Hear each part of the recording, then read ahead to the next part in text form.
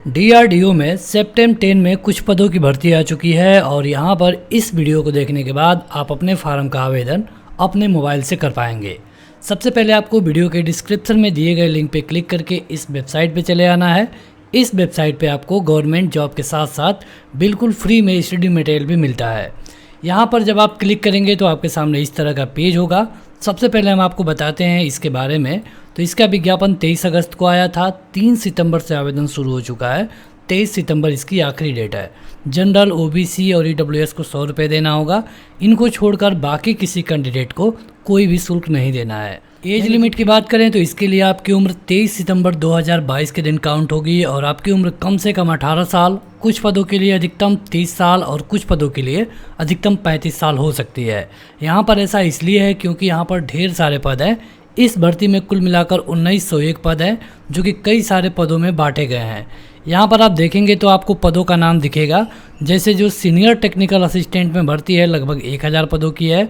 इसी में जो ग्रुप सी की भर्ती है इसमें लगभग 800 पद है।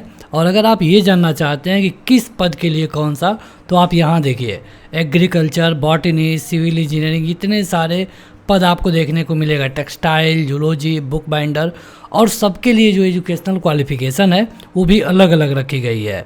तो अगर आप आईटीआई हैं, डिप्लोमा हैं, या फिर ग्रेजुएट हैं, या फिर इंजीनियरिंग में ग्रेजुएट हैं, तो आप इसको पढ़ सकते हैं। यहाँ पर देखिए सबके बारे में लिखा गया है कि किसके लिए क्या एजुकेशनल क्वालिफिकेशन चाहिए। बॉटनी वाले के लिए क्या चाहिए, कंप्यूटर साइंस वाले के लिए क्या चाहिए। तो आपके पास अगर डिप्लोमा भी है या फिर बीएससी किए हैं, या फिर अगर आपके पास बैचलर में इंजीनियरिंग है, बैचलर में आर्ट है, तो आप इसका आवेदन कर पाएंगे। लेकिन अब आपको सेलेक्ट करना होगा कि आप किस पद का आवेदन करने जा रहे हैं। आपका जो सेंटर होगा लगभग हर एक स्टेट में बनेगा। और यहाँ पर आप देख सकते हैं इसका नोटिफिकेशन। सबसे पहले आपको नोटिफिकेशन पढ़ना होगा क्योंकि नोटिफिकेशन में आपको पूरी जानकारी मिल जाएगी। ये है इसका पूरा नोटिफिकेशन आपने पढ़ लिया है और आप अप्लाई करने जा रहे हैं, तब आपको अप्लाई ऑनलाइन के सामने क्लिक करना है। आपके सामने इस तरह का पेज होगा और यहाँ पर सबसे पहले आपको नया रजिस्ट्रेशन करना है और क्लिक फॉर न्यू रजिस्ट्रेशन वाले पे क्लिक करना है। यहाँ पर आपको पूरा नाम लिखना है, इसके बाद दोबारा नाम लिखना है, मोबाइल नंबर देना है, फिर से दोबारा देना है, और ईमेल आईडी फिर दोबारा इंटर करना है। हर चीज़ को दोबारा इसलिए इंटर करवाया जा रहा है ताकि अगर आप कोई गलती करें तो अभी पकड़ में आ जाए। अगर कोई अल्टरनेटिव मोबाइल नंबर है तो आप उसको यहाँ दे सकते हैं और ये कैप्चा कोड यहाँ पर इंटर करके सीधे आपको रजिस्टर वाले पे क्लिक कर देना होगा। उसके बाद आपको एक मैसेज मिलेगा कि आपका रजिस्ट्रेशन कर दिया गया है। आप अपना ईमेल आईडी चेक करिए। आपका जो ईमेल आईडी होगा वही आपका यूज़र आईडी होगा। पासवर्ड आपको ईमेल किया गया है तो यूज़र आईडी को यहाँ पर, पासवर्ड को यहाँ पर, और ये कैप्चा कोड यहाँ इंटर करके सबमिट करना है। तो जब आप लॉगिन करेंगे तो आपको एक पासवर्ड बदलने को कहा जाएगा क्योंकि जो पासवर्ड आपके ईमेल पे भेजा गया था हो सकता है कि वो आपको ना मिले। तो हम बता दें कि जब आप अपना ईमेल खोलेंगे आपको पासवर्ड ना मिले तो आप स्पैम या फिर जंक वाला फोल्डर भी चेक करिए क्योंकि कभी कभी आपका ईमेल उसको स्पैम वाले में भेज देता है। अब बारी है पासवर्ड बदलने की। यहाँ पर आपको अपने मन से एक कम से कम 8 अंकों का पासवर्ड देना होगा। उसी को यहाँ पर दोबारा भरना है और यहाँ पर देखिए जो आपको ईमेल मिला था उसको भर देना है। आपको नया वाला पासवर्ड यहाँ भरना है और जो नया वाला आप बना रहे हैं उसको दोबारा से यहाँ भर करके ये कैप्चा कोड यहाँ डाल करके अपडेट वाले पे क्लिक कर देना है। अगर आप चाहते हैं कि पासवर्ड ना बदलें तो आप स्किप वाले पे क्लिक कर दीजिए। पासवर्ड बाद में भी आप बदल सकते हैं लेकिन आपको वो ईमेल सही से रखना होगा। एक मैसेज आएगा, आपको कंटिन्यू कर देना है। अब बारी है आपके एप्लीकेशन की। आपको न्यू एप्लीकेशन पे क्लिक करना होगा। तो इसके बाद आपके सामने जो पहला ऑप्शन होगा ये होगा पद का, कि आप कौन से पद का आवेदन करना चाहते हैं। तो देखिए यहाँ पर आपके सामने 2 ही विकल्प हैं। अब यहाँ पर वेबसाइट पे जाकर आप देख सकते हैं कि कौन सा पद किस में है। अगर आप आईटीआई वाले हैं तब आप सेकंड वाले को चुनिए, नहीं तो आप फर्स्ट वाले के साथ जाना होगा आपको। यहाँ पर आपको चुनना होगा यहाँ पर सब्जेक्ट। तो यहाँ पर हम सिविल डिप्लोमा वाला फार्म भर रहे हैं तो यहाँ पर हम सिविल इंजीनियरिंग कर देंगे। पूछा गया है कि क्या आपके पास अनिवार्य शैक्षणिक योग्यता है, तो बिल्कुल है, आपको हाँ ही करना होगा तभी आप फार्म भर पाएंगे। यहाँ पर पूछा गया है कि क्या कैंडिडेट के पास BE, BTech, MC, MTech, MSc, PhD है, तो आपको यस या फिर नो करना होगा। देखिए आप इसको अगर यस करेंगे तो नहीं भर पाएंगे क्योंकि इन योग्यताओं वालों के लिए ये नहीं है। यहाँ पर आपको नीचे जाना होगा और अब देखिए जब आपने यहाँ पे नो कर दिया है तो ये सारी चीज़ें आपको भरना ज़रूरी नहीं है। यहाँ पर केवल आपको कैटेगरी भरनी होगी और यहाँ पर हम ओबीसी नॉन क्रीमी लेयर भर सकते हैं।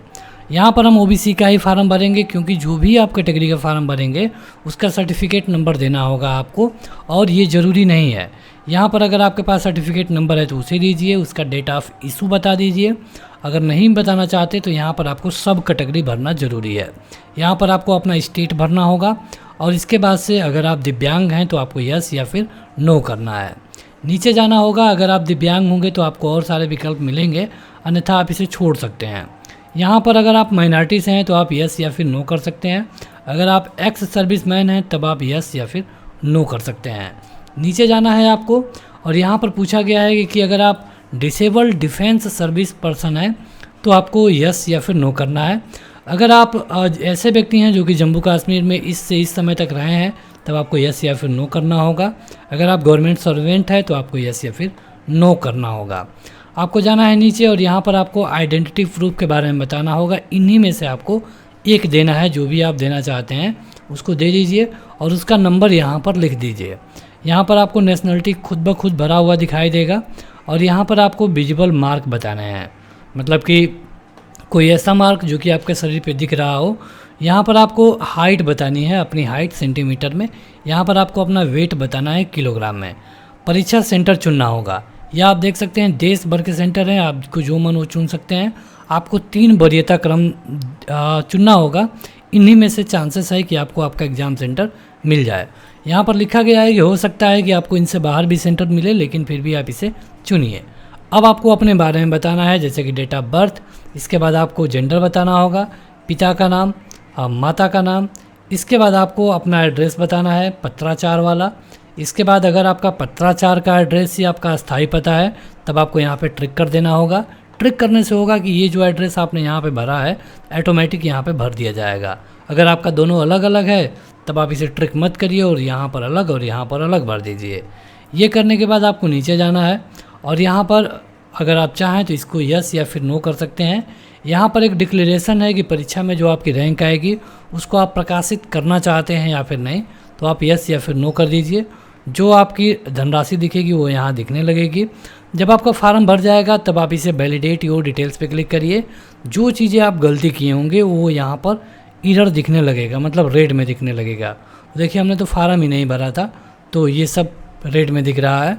सब कुछ भरने के बाद आपको सेव एंड नेक्स्ट वाले पे क्लिक करना होगा। तो सेव एंड नेक्स्ट करने के बाद आप अगले पेज पे आ चुके हैं, जहाँ पर आपको अपनी योग्यताएं के बारे में बताना होगा। जैसे यहाँ पर आपको 10वीं के बारे में बताना है, आपका रोल नंबर, बोर्ड या फिर इंस्टीट्यूट का नाम, आपकी पासिंग होने की तिथि जो कि आपके मार्कशीट या फिर सनद पे दिख रही होगी उसको यहाँ पे भर दीजिए। कुल प्राप्तांक कितना है, और अगर आपका CGPA वाला सेक्शन था तो आप उसको यहाँ भरिए, नहीं है तो आप उसे छोड़ करके इसे कुल प्राप्तांक और अधिकतम मार्क इससे यहाँ पे भर सकते हैं। परसेंटेज यहाँ पे दिखेगा या फिर आप भरिए। यहाँ पर डिप्लोमा भरना ज़रूरी होगा क्योंकि ये डिप्लोमा की भर्ती थी। स्नातक वाले को आप छोड़ सकते हैं, अगर है तो आप स्नातक वाले को ही भर सकते हैं। मतलब 10वीं तो भरना ज़रूरी है, बाकी जो आपके पास है उसे भरिए। अतिरिक्त कोई योग्यता है तो उसे आप भर करके यहाँ पर अगर ऐड करके और भी जोड़ सकते हैं। अगर सब कुछ आपने कर लिया है तब आपको सेव एंड नेक्स्ट वाले पे क्लिक करना होगा। अब नेक्स्ट वाले में आपको बताना है पोस्टिंग की वरीयता, मतलब कहाँ पर आप पहले पोस्टिंग चाहते हैं। तो जो भी आपको चाहिए आप उसे पहले चुनिए, उसके बाद जो चाहिए उसको आपको चुनना होगा। तो इस तरह, ठीक है, जो भी आपको पहले चाहिए उसको आपको यहाँ पर ऊपर उसको रखना ज़रूरी है। अगर आप इसे चेंज करना चाहते हैं तो उसे सबको हटा करके और फिर से इसे ऊपर नीचे कर सकते हैं। इसके बाद सेव एंड नेक्स्ट वाले पे क्लिक करना है। अब बारी है आपकी फ़ोटो की, तो यहाँ पर आपको फ़ोटो स्कैन करना है। इसके बाद आपको हस्ताक्षर अपलोड करना है, 10वीं का मार्कशीट अपलोड करना है, डिप्लोमा का सर्टिफिकेट जो भी आप डाले होंगे उसको अपलोड करना है, और ये कैप्चा कोड यहाँ इंटर करके सेव एंड नेक्स्ट वाले पे क्लिक कर देना होगा। तो फार्म कंप्लीट होने से पहले आपको एक प्रीव्यू के रूप में दिखाया जाएगा। अगर फ़ोटो सही है तो फ़ोटो के नीचे चेक बॉक्स पे ट्रिक करना है, बाकी सारी चीज़ें मिला लेनी है। अगर सब कुछ सही है तब आपको नीचे जाना होगा और डिक्लेरेशन के सामने मुझे स्वीकार है कि सामने दिए गए क्लिक हियर पे क्लिक करना है और यहाँ पर ट्रिक करना है। और इसके बाद से आपको फाइनल सबमिट करना होगा। अगर ये आप फार्म किसी मेल और जनरल का भरेंगे तब आपको फ़ीस देना होगा, लेकिन यहाँ पर हम एक फ़ीमेल का फार्म भर रहे हैं इसलिए यहाँ पर फ़ीस देना नहीं है। यहाँ पर फ़ीस देने के लिए जब आप फाइनल सबमिट पे क्लिक करेंगे तब आपका फ़ीस का पेज आएगा और सिंपली आप फ़ीस जमा करके अपने फार्म को कंप्लीट कर लेंगे। फिर भी अगर आपको आवेदन करने में कहीं पर कोई दिक्कत होती है तो आप हमें कमेंट करके ज़रूर बताएं। फिलहाल इस वीडियो में इतना ही। इसी तरह के गवर्नमेंट जॉब अपडेट के लिए वीडियो को लाइक और चैनल को सब्सक्राइब करें। Thank you.